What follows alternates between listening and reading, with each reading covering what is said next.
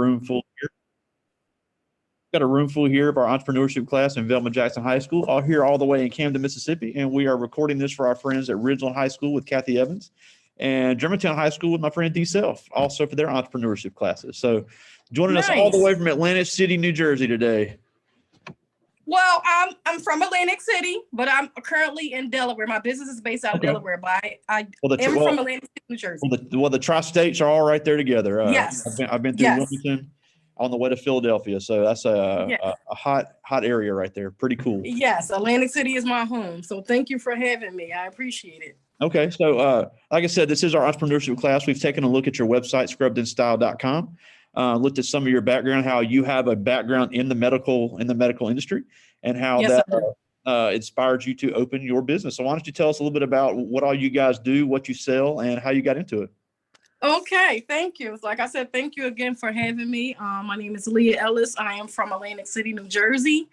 I've been in healthcare on and off for over 10 years. I started off as a home health aide working in a nursing home pretty much.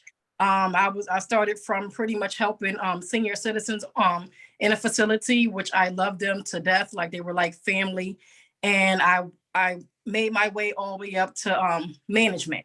I'm sorry if I'm stuttering over my words. I'm a little nervous, so bear with me. That's fine. So bear with me. But yeah, I started out as a home health aide. I made my way up to supervisor, all the way up to management, where I overseen caregivers, I overseen schedules, I talked to families about services. So I'm pretty well known in the healthcare industry. Absolutely. Okay, and that background gave you the idea to start your company and sell medical apparel? Yes. So I'll actually give you the real deal story.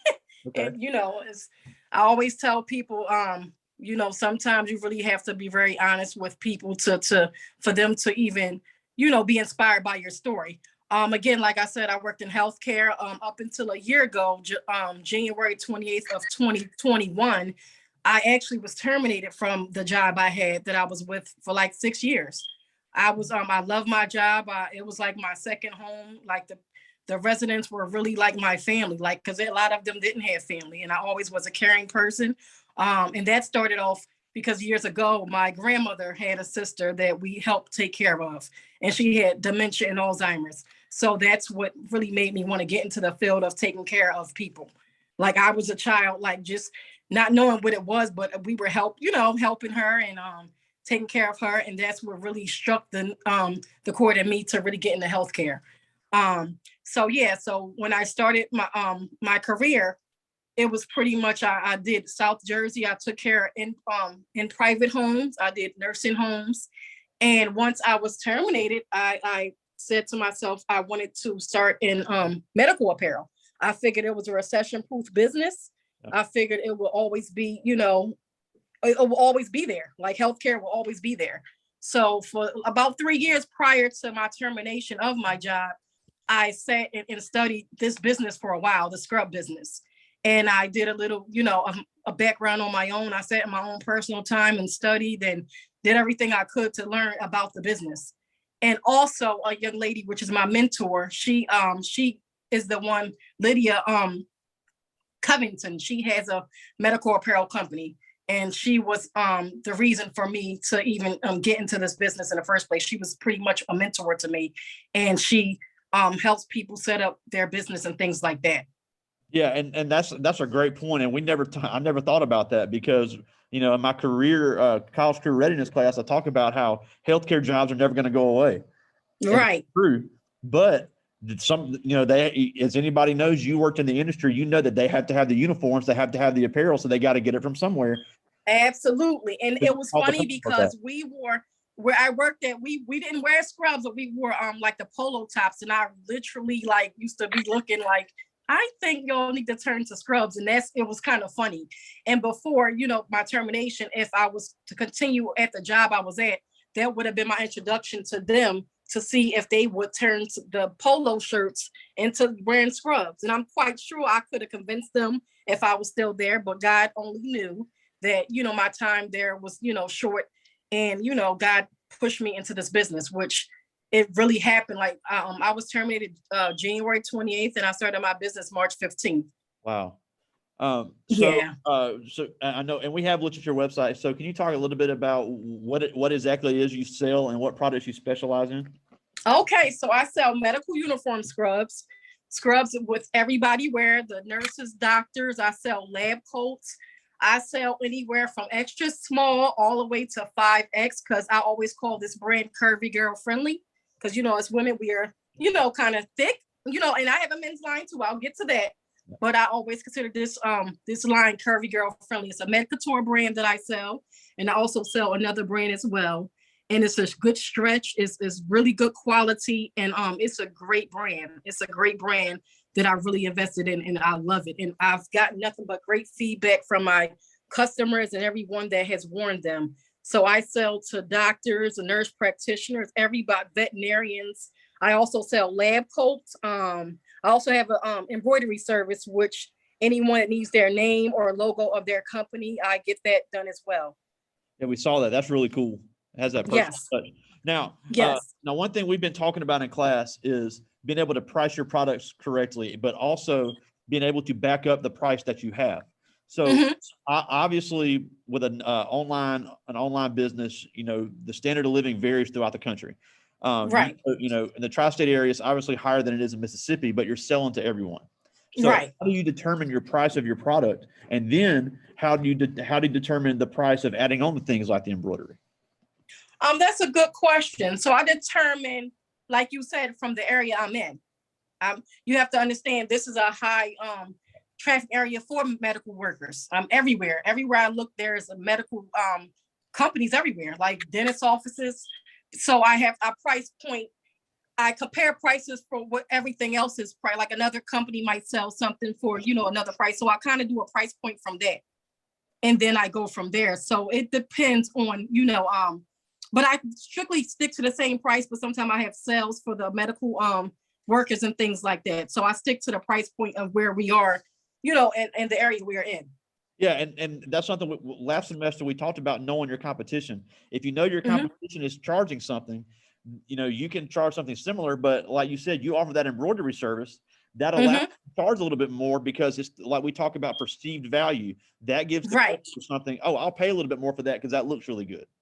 Right. And I'm happy you said that, because I look at it like this. And you may even not even think about this, but I look at it's a one-stop shop. My customers have to go nowhere.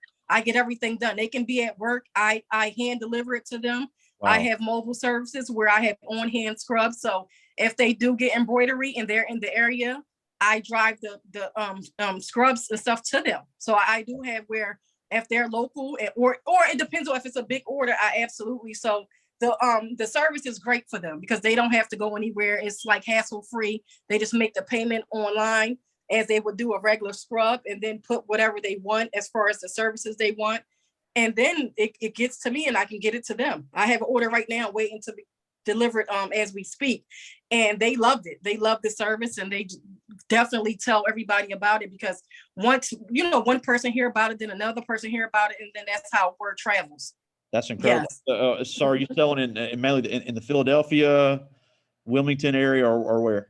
Yes, all over Philadelphia, Wilmington, Atlantic City, New Jersey, Maryland.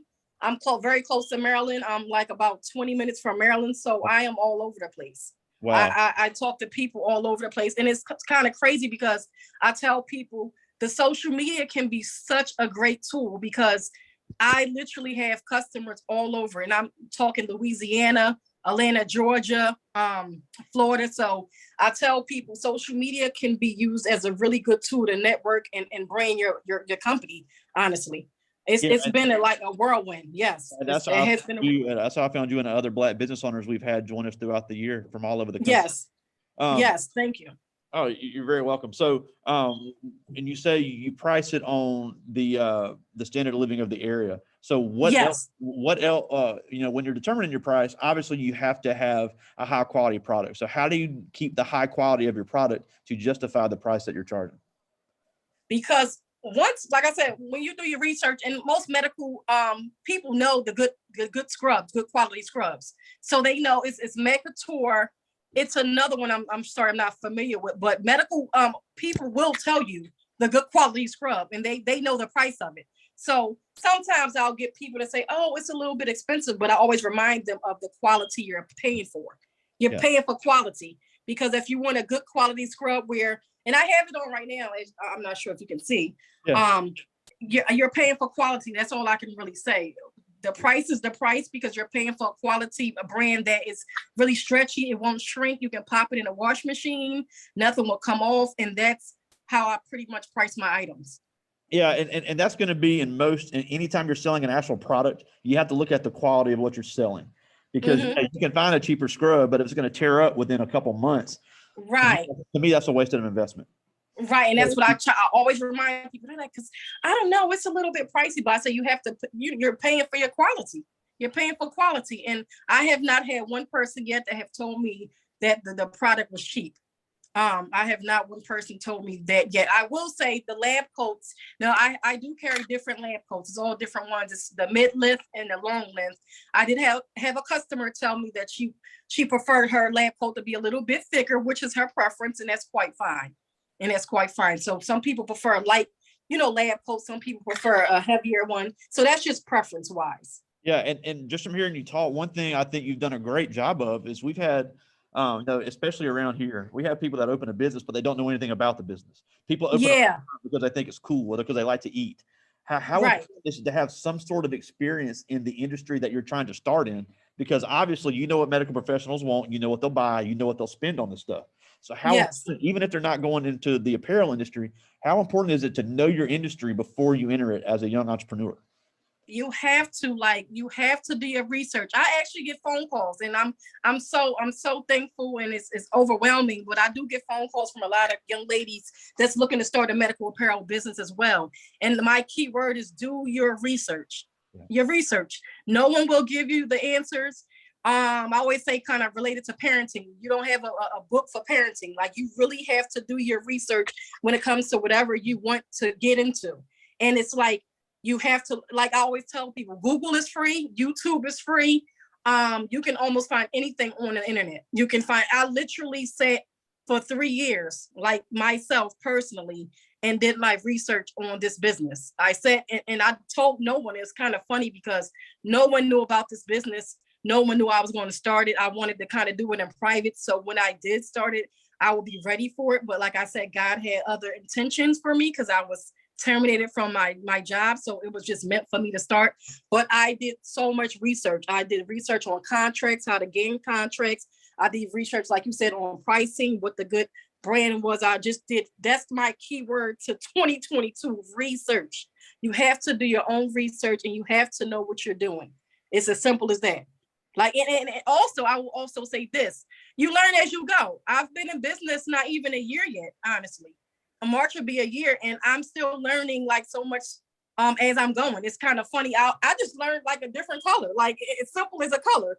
Like, I sell all different colors, and I learned that royal blue and galaxy blue is 2 different colors. That's kind of like my joke about my brand of scrubs. I said I learned that galaxy blue and royal blue is 2 different colors. So research, and like I said, as you go, you'll learn I'm still learning. I'm still doing my own research. I get good feedback from people. So I'm like, oh, that's a good idea. Some people might bring different things to, my head and my brain that I might incorporate into my business. So you learn as you go, and it's never too late to learn anything. I'll be 39 this year, and I'm learning every day. And it's really fun. It's hard work, but it's fun. If you do something you love and you really, really want to do that, it becomes fun. It's a job, but it's not a job. Yeah, and I literally wake up. A great need. You're obviously fulfilling a great need that has to be filled, but you're making a profit. Right. Now, one thing we also talk about, because all of our students have started their own concepts, and obviously most of them will never be open, but they use that to start thinking about how they would start their own business. So you're not even at a year yet. How are you, or how important is it to be open to change? Because are you ever looking to start carrying any more new items, any footwear or any headwear or anything? Yes, I am. I love your questions. Oh my God. So I am, because it's funny. I always tell people, once you see a good brand selling, always be open to other things. I also sell another brand, Healing Hands. I also sell stethoscopes. I sell a lot more other things, but it's via catalog. but Yeah. I am open to selling other things because healthcare is endless.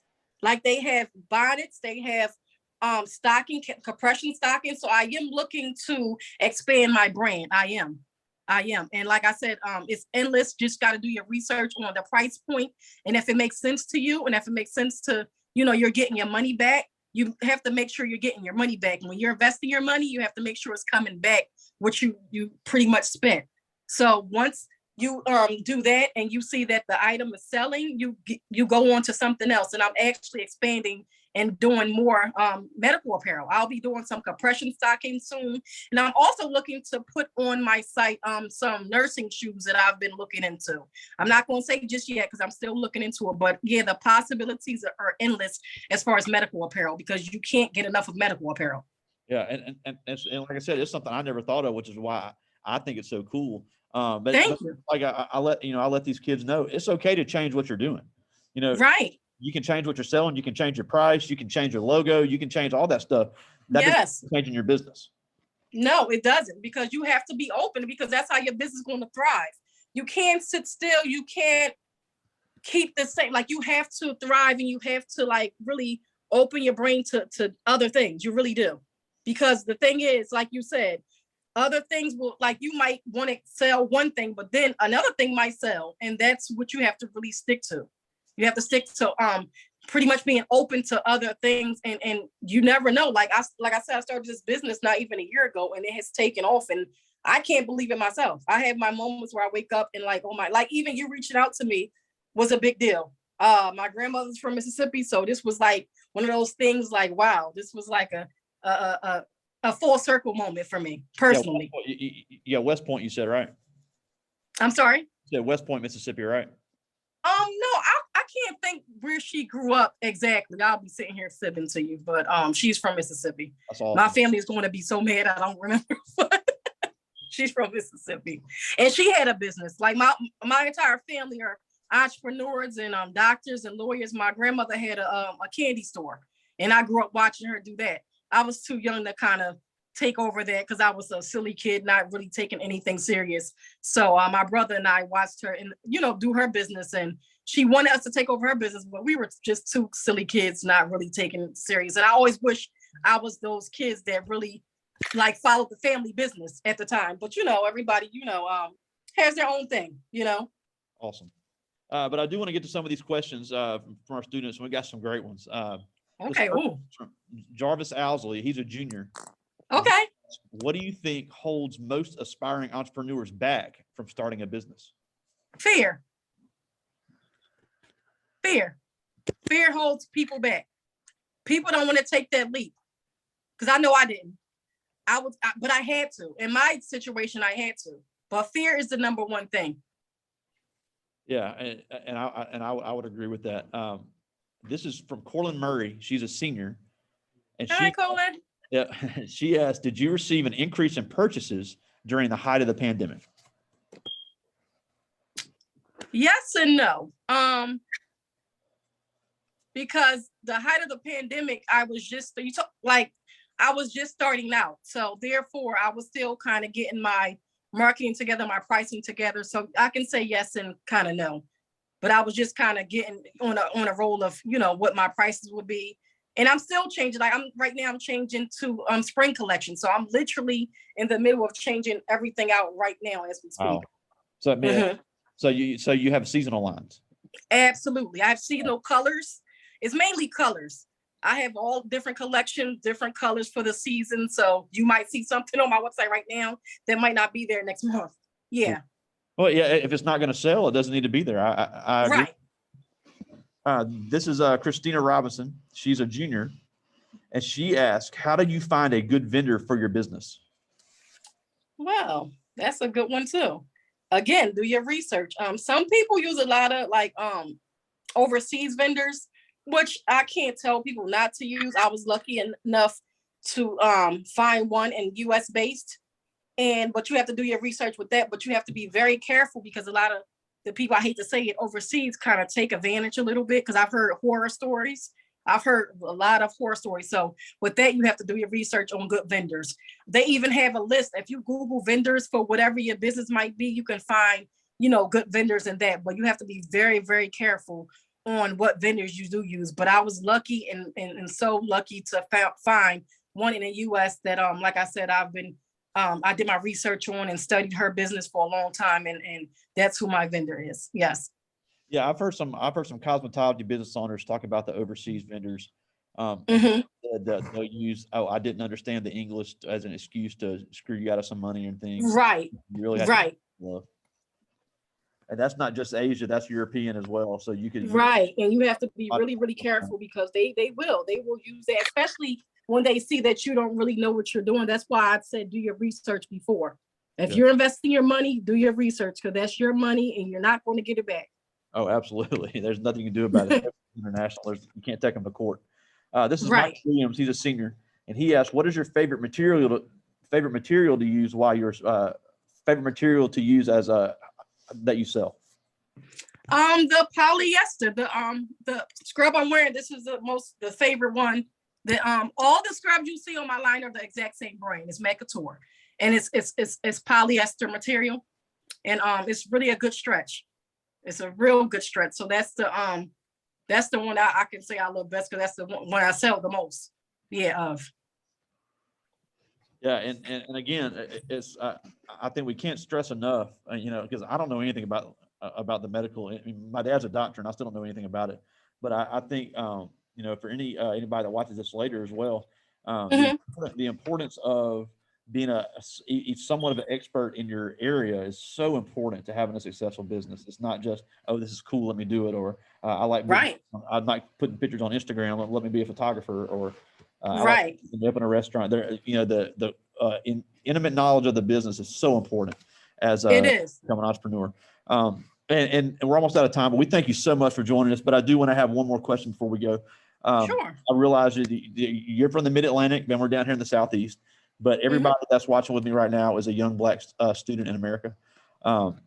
So obviously, we're about the same age, but when we have these high school students that are growing up Black in America, just like you did, even if they never have their own business, what can they do to be as successful as someone like you? That's it's not a matter of when these obstacles, or if these obstacles come, but when they come. How can they be as successful as someone like you? Believe in yourself. Believe in yourself. Believe in your dream, and never give up. Absolutely. Whatever you want to do, whatever that might be, never give up on your dream, ever. That's awesome. And I wish everyone well, and whatever you want to do in life, you can do it. Trust me. People might doubt you, but whatever you want to do, you can absolutely do it. You put your mind to it, you put your thoughts on paper, you continue to dream big, and I'm telling you, it will all work out. I'm telling you. That's awesome. I think you're a great example of that. And it's just such a cool concept you have. Thank you. Scrubbedinstyle.com. Yes, www.scrubbedinstyle.com. Scrubbedinstyle.com for all of your medical apparel. Make sure we have some aspiring nurses that'll be watching, aspiring medical professionals, caretakers. So obviously you're getting a great quality product from a reputable business owner. So you're shipping nationwide. So scrubbedinstyle.com. Make sure you visit and make the most of a great business owner here. Thank you very much, and best of luck to you kids. Absolutely. Dream big and keep it going, and definitely never give up. Absolutely. And thank you for having me. I appreciate it. Thank you for coming. It's so cool to have people from all over the country join us about their businesses. Thank you so much. Thank you very much, and God bless you guys. All right. See you. All right. Take care.